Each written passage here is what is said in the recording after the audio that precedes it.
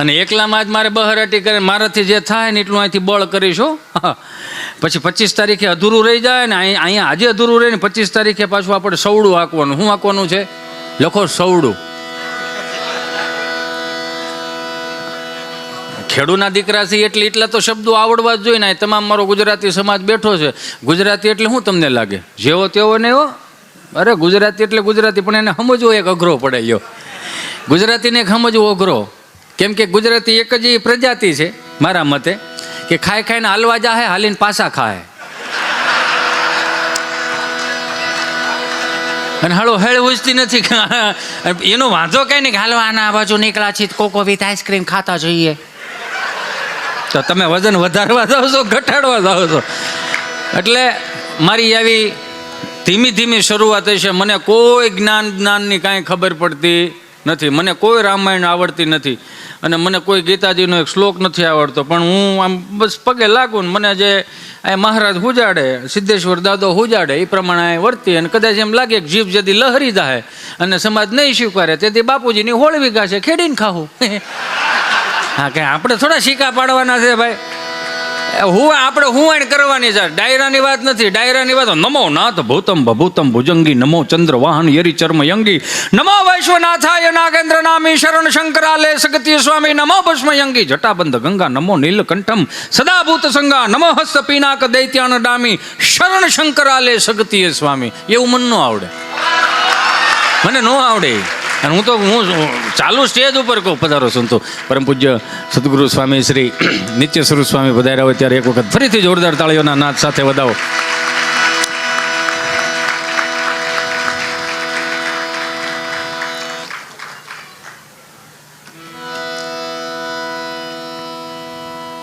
પધારો પધારો. અહીંયા ગેટે ઉભો એમ નહીં કહું વિયા હોય, એક બબે આવશો ને તો હું અટવાય એમ. મને બીજું આવડતું કાંઈ નથી ને, સ્વામીએ સાહસ કર્યું. પધારો પધારો વિયાવો. આવી જાઓ વડીલ. ખાવ યાર, you know please sit down. એ થોડુંક શીખવું જોઈએ ને.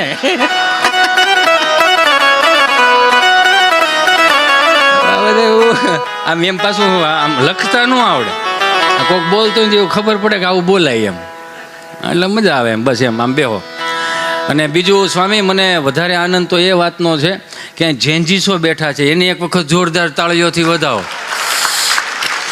નકર આ બેહે આયા 2001 પછીનું મોડલ, આમ તો 2000 પછીનું મોડલ અહીં નો બેહે લગભગ. પણ અહીંયા બેઠા છે એટલે ગર્વવંતી વાત છે. પાછું મને વધારે ગર્વ એ છે કે કપાળે ચાંદલો હોય છે, ગળામાં કંઠી હોય છે ને શિખા હોય છે. સાહેબ, આનાથી મોટી બીજી વાત હોય હું કે? અમારો ધ્રુમિક અને અમારો ભાઈ અભય, અમને ગર્વ છે કે અહીંયા વિદેશની ધરતીમાં રહીને તમે સંપ્રદાયને ભૂલતા નથી. પાછું સવારમાં હું જાગ્યો ને, અહીંયા સવાર કઈ કહેવાય એ જ નથી ખબર. હું જાગ્યો થી સવાર જ હતી. ઘડિયાળમાં હું આ ઇન્ડિયાના ટાઈમે આવ્યો. મેં કીધું હું આગળ તમે આવ્યા ને સ્વામી, મેં કીધું તમે અત્યારે ચા પીવાના ટાઈમે તમે પાઉંભાજી ખવડાવી. એટલે બધું આમને હાલે. અને શીખવાનું છે ને આમ જ હોય. શરીરને જેવો ઢાળ આપો ને એવું એવી રીતનું એ થાય.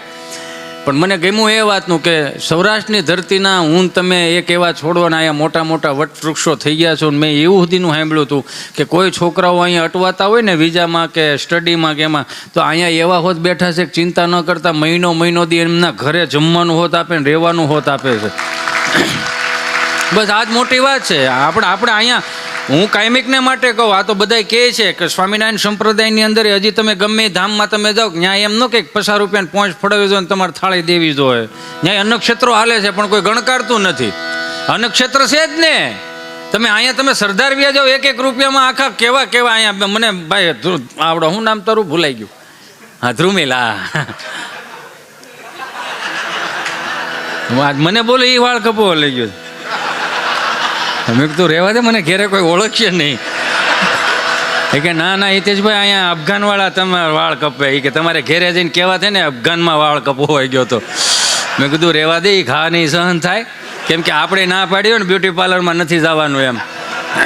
પણ કહેવાનો મારો ભાવ આને હુવાણ કહેવાય કે 1 રૂપિયાની અંદર પરમ પૂજ્ય સદગુરુ સ્વામી નિત્ય સ્વરૂપ સ્વામી આવા જુવાનિયાઓને તૈયાર કરીને વિદેશોમાં સ્થાપિત કર્યા. સાહેબ, આનાથી પણ હું 1 રૂપિયો હું મારો ગણું છું.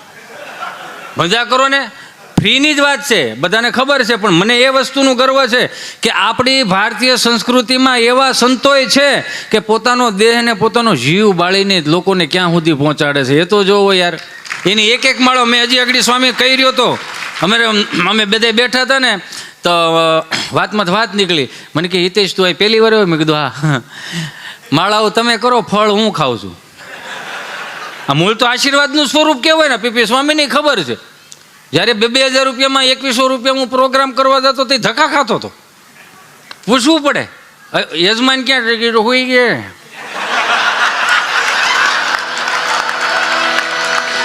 હવે એ તો સારું છે ને, હવે એ સારું છે, હવે ઉપાધિ નથી મારે. તમે તારે ચિંતા નહીં કરતા.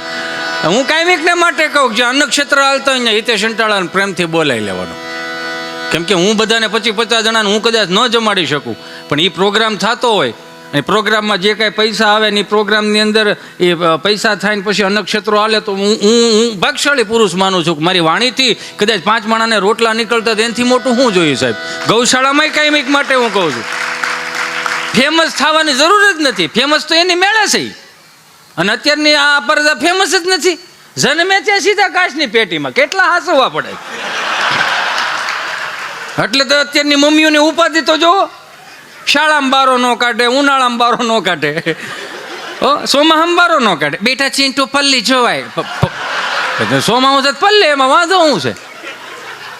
આ કાંઈક તો આ છોકરાઓ અત્યારે ગર્ભોળા થઈ ગયા ને એનું રીઝન આ છે. પેપલાઈ ગયેલા જેને કહેવાય. આ માધ્ય સ્નાનની શરૂઆત કદાચ જે સંતોએ કરી છે ને એટલા માટે જ કરી છે. આપણે અહીંયા કહેવામાં ગરમ પાણી જ ન નાય, ટાઢા પાણી હું હજી નાવ. મને ભાઈ બિચારા કાર્તિકે મને કે આમ નળ કરો, આમ તો ગરમ આવે, આમ કરો તો ટાઢું આવે. ત્યાં અમારો જેન્જીસ બોલ્યો કે આમ નમ રાખવો હોય તો એ કે નો નાવું હોય એનું છે. કેવું બને એમ. મારા હું પહેલી વખત જ્યારે હોંગકોંગ ગયો, હું ક્યારેક હું કાયમિકને માટે કહું, મને કલાકાર તરીકે ક્યારે તમે સ્વીકારતા નહીં. હું કલાકાર નથી યાર. આ તમારી વાતો જે ભૂલી જતી હોય ને એને તાજા કરાવવા માટેની જવાબદારી હું લઈને બેઠો છું. આપણી ગુજરાતી તળપદી ભાષાઓ કેટલી ભૂલાતી જાય છે. હવેડો લખો ગૂગલમાં, ન આવે. હાંબેલું ન આવે, કહારો ન આવે, હબડકો ન આવે, કસરકો ન આવે, એ મારી પાસે આવે. કેમ કે આ બચાવવું જરૂરી છે ને. એમ આજની તારીખની અંદર તમે અહીંયા છો, આજના હું ઘણી વખત હું જોઉં છું અમુક છોકરાઓને કક્કો બારખડી નથી આવડતા, સીધું ABCD થી ચાલુ કરે. તો હું ક્યારેક વિચાર કરું કે દેવની ભાષા, સંસ્કૃત ભાષા આજની આ પેઢીઓને થોડી તમારે શીખવાડવી પડશે. તમે તો શીખવાડો છો, પણ આ ટીવીના માધ્યમથી જે લાઈવ જોતા હોય એને પણ કહું છું, નકરું ABCD ઉપર બહુ ધ્યાન ન આપો. તમને બધાને જ ખબર છે કે ABCDમાં કેટલું ઇંગ્લિશ બોલો તો કેટલું આવે, બાકી સંસ્કૃત બોલતા એટલે 5 મારામાં તમે તરી વળો. મારો એક મિત્ર મારી પાસે મને કે મારે સંસ્કૃત શીખવા જવું છે. મેં ક્યાં જવું છે? સંસ્કૃત શીખવા જવું છે. મેં કહેલા ભાઈ તારે સંસ્કૃત શીખીનું છે? મને કહે આવું નથી દીકરા, તું સમજ કે સંસ્કૃતમાં ભાષા એટલા માટે શીખવી છે કે ન કરે નારાયણ હું સ્વર્ગમાં ગયો હો તો આ તો દેવોની ભાષા કહેવાય ને.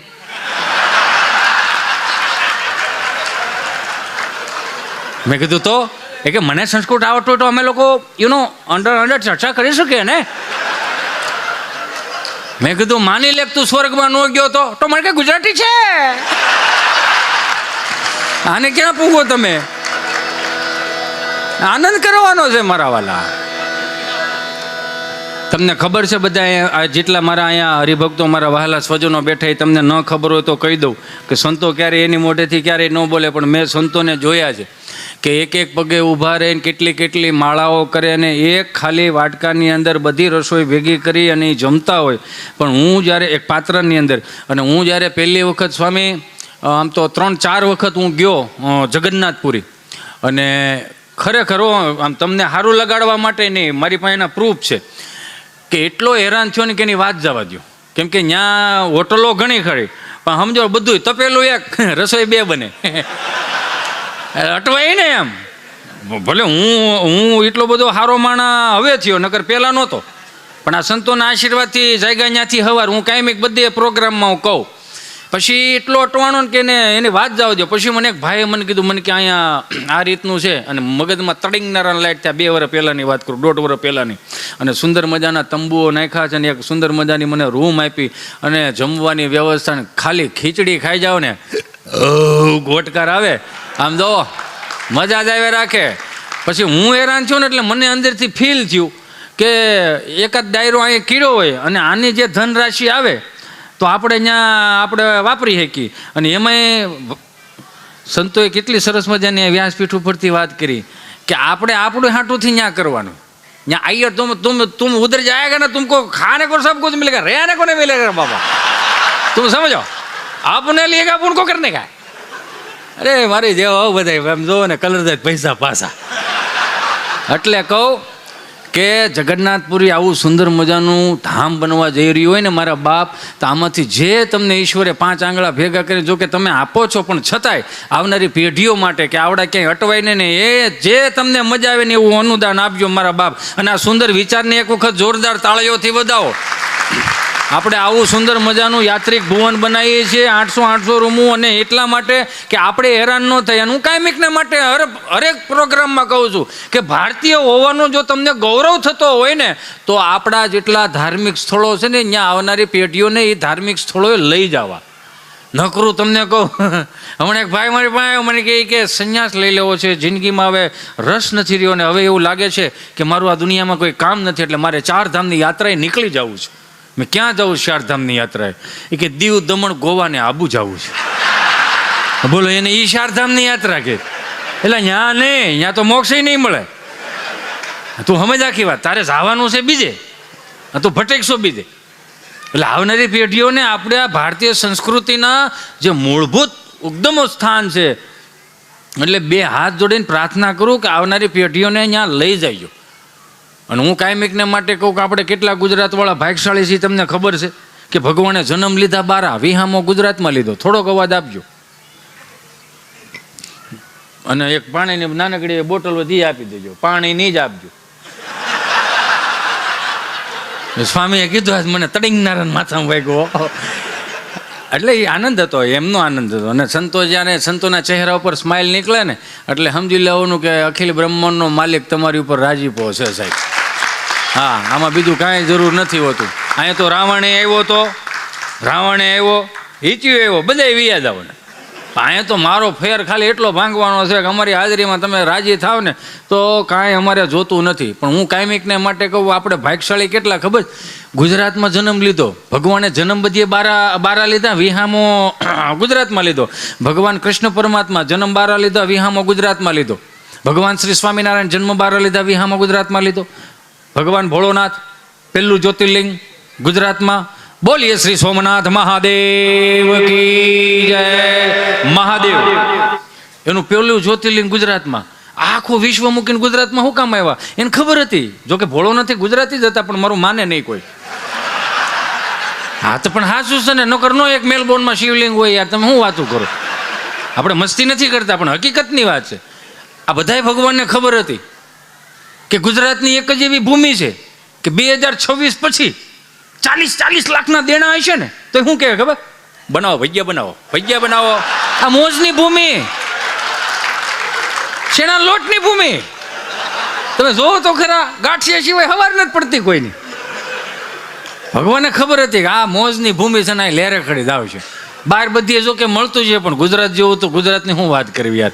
તમે હા, જેટલા પણ અહીંયા સ્વયંસેવકો છે ને, એમને પણ એક વખત જોરદાર તાળીઓથી વધાવો. અને ભાઈ ખરેખર આ તમારા વગર આ બધું શક્ય જ નથી. પાછા નિખાલસ કેવા, આપણે આમ જોઈએ તો એમ લાગે આમ જોઈએ જ રાખીએ. હાવ નિખાલસ, આમ ભોળ પણ હોય એવું. બાકી એ જોબ ઉપર એટલે આમ જો $1000 તો રોજ ના પાડે. તો એ સેવા કરવાવાળા લોકો છે અહીંયા. અને મજાની વાત તો એ છે કે આપણે મને ઘણા આગળ વાત કરતા હતા ને, હું થોડોક અટવાઉં છું સ્વામી, ચિંતા ન કરતા. એટલે હું આગળ પાટે સડી જાય થોડોક એટલા માટે છે આમ કે આ બધાને હું દઉં. કાયમિકમાં આમાં શું હોય, ઘણી વખત ખબર કલાકાર એકનો એક હોય, સંતો એ નહીં. એટલે કલાકાર ઉપર હકીકતમાં છે ને સંતો ભી મૂકે. શું કામ? રોજ નવું લાવો તો જ માર્કેટમાં હાલજો, નકર એનું ગહારો નહીં હાલે. એટલે હિતેશને રોજ નવું જ લાવવું પડે, નકર હિજત સટકી જાય. આનંદ છે આ. મેં કેમ કીધું આગળ, આનંદ ગમે ત્યાંથી આવે. આપણે ભાગ્યશાળી એટલા માટે છે સાહેબ કે 5 આંગળા ભેગા કરીને આપણે જ્યારે નાના હતા તે આપણને આંગળી પકડીને આપણા મા બાપે આપણને હાલતા શીખવાડ્યું, અને એમાંય આપણા મા બાપે આપણને મંદિરે જતા શીખવાડ્યું, કપાળે ચાંદલો કરતા શીખવાડ્યું. તમને ને મને બધાને ખબર છે આપણું જે બાળપણ હતું ને એ ગામડામાં ગયું. અને હાવ હાસું કહેજો, અહીંયા જે દરિયાકાંઠે ને એમ રહે જો કે મજા જ આવે એવું છે. તું જો પણ ખાલી ખાવાનું થોડું કે આવડો મોટો રોટલો આવે, બોલો પીજો. પણ હું આમ કોઈનો ગણકારો ઓલું નથી કરતો, અન્નનો અનાદર ન કરાય, પણ બાજરાનો રોટલો એ બાજરાનો રોટલો. હા, એ સુરમાનો લાડવો હોય, કઢી હોય, હરગવાની હોય ને ખીચડી હોય ને, એટલે હું જોઈ પીધું એ તો કયો. આ તો ઠીક છે. તમે હે કેવું પેન કેક એ તમારો વિષય છે, એ તમે એમાં ને એમાં પડ્યા ન રહ્યો ને એટલે અમે આ બધું લાવ્યા છીએ. સહજ છે ને. હું તો કાયમિકને માટે કહું, એ જોક સાંભળ્યો તો પણ મને યાદી કરાવી એટલે કહું. હમણાં છે ને યુએસથી મારો મિત્ર મારી પાસે આવ્યો, બહુ જૂનો જોક છે. યુએસથી મારી મિત્ર મારી પાસે આવ્યો, મને કે હિતેશ આપણે ગાંડીગીર ફરવા જાવ છે. મેં ક્યાં જાવ છે? ગાંડીગીર ફરવા. એને વળી મેં કીધું સારું હાલો. તે ગામના પાદેરમાં બે આવેલા છે, મેં ગાંડીગીરમાં જાય પણ મેં કીધું પેલા ઘાસ લેવા દે, આ હોન્ડામાં નાખ્યું ને પછી થાય. અમે બરોબર આમ હાલ્યા જતા ને તો પાદરમાં આમ ધૂળની મુઠ્ઠી ભરીને કે oh my God very bad smell. મને કે હવે પેલા જેવી આપણી આ ભૂમિમાં સુગંધ નથી રહી. મેં કીધું સુગંધીનો એ છે પણ આ ગાયનો પોદળો ઉપાડ્યો હતો, સુગંધી નહીં છે.